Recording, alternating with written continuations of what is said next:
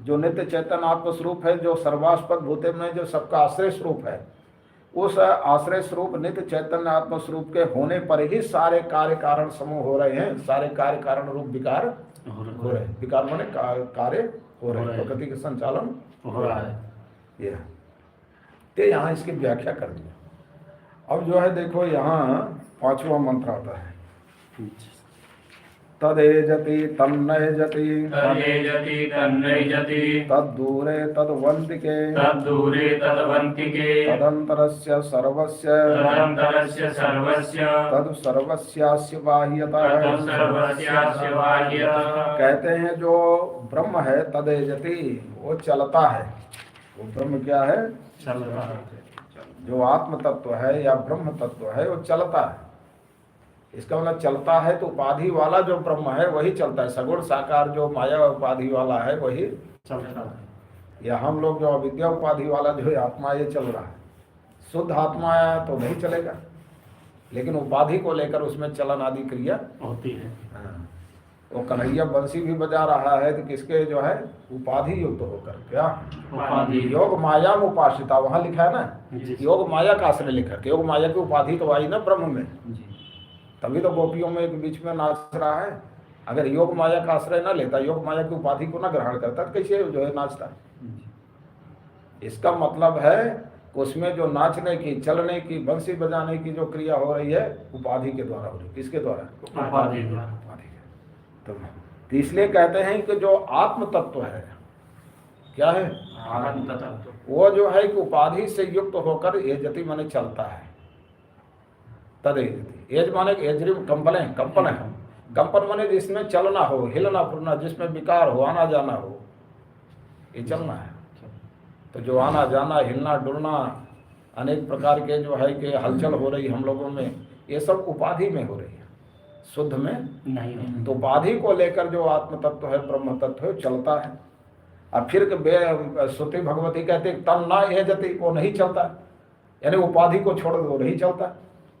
और कृष्ण भी अगर योग माया का उपाधि त्याग दे तो वो न बंसी बजा सकता है, न नाच सकता है, न गोपियों में अंतर ध्यान हो सकता है। फिर वो तो सर्वव्यापक है। क्या है? सर्वव्यापक है। लेकिन वो चलता है तो उपाधि को लेकर, और उपाधि से रहित होकर जब शुद्ध ब्रह्म तत्व में तत्व है तो वो तो सर्वव्यापक है, वहाँ चलना फिरना। इसलिए कहते तम नहीं जती, वो नहीं चलता। तो विरोधाभास का ना कि एक तरफ का आगे तद जती वो चलता है, वो ब्रह्म क्या है? और फिर कहते हैं तम नहीं जती, वो नहीं चलता। इसी मंत्र को लेकर तो करपात्री जी ने आर्य समाजियों का खंडन किया। जो आर्य समाजी कहते हैं कि मूर्ति पूजा नहीं करनी चाहिए, मूर्ति पूजा, बोले कि मूर्खों से पूछो कि जो ये कह रहा है तद जती, वो चलता है, इसका मतलब सगुण साकार है। सगुण साकार है तभी तो चलता है। उपाधि को ग्रहण करेगा तभी तो साकार होगा, सगुण होगा, तभी तो चलना फिरना होगा। तो क्यों नहीं मूर्ति हो सकती? उपाधि में तो क्यों नहीं हो सकती?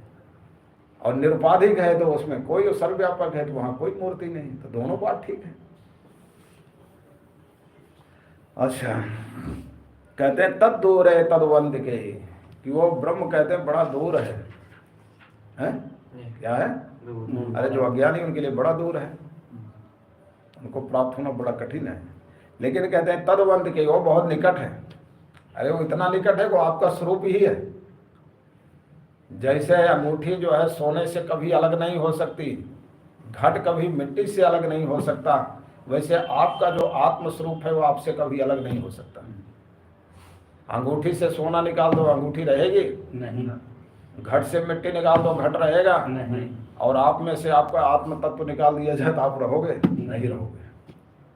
तो आपका स्वरूप ही है। तो आप उससे निकट तो कोई है ही नहीं, उससे निकट है कोई है ही, क्योंकि आपका स्वरूप है। एक महात्मा थे, वेदांती थे, किसी आदमी की अंगूठी गायब हो गई। अंगूठी गायब हो गई, बेचारा बड़ा परेशान, ढूंढा चारों तरफ, अलमारी में, कुर्ते की जेब में, तकिए के नीचे, सब जगह ढूंढा, नहीं मिला।